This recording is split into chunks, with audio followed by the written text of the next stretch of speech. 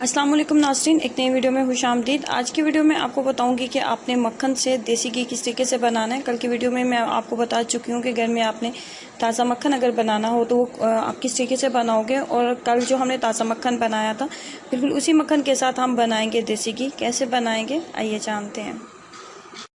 मक्खन जो है ये फ्रीज़र में पड़ा हुआ था और इसलिए यहाँ पे फ्लेम को हम कर लेते हैं मीडियम, ताकि ये अच्छे तरीके से मेल्ट हो जाए।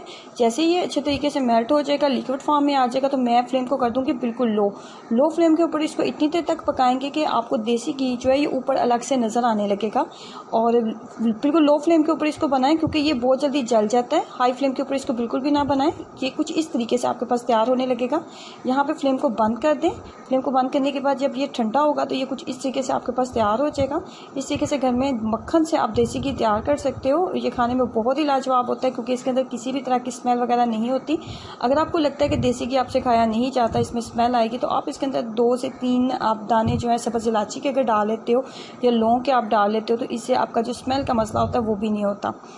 तो इसको ज़रूर ट्राई कीजिएगा, अपना एक्सपीरियंस मेरे साथ ज़रूर शेयर करें। वीडियो अच्छी लगी है तो लाइक करना, चैनल को सब्सक्राइब करना मत भूलें। अल्लाह हाफिज़।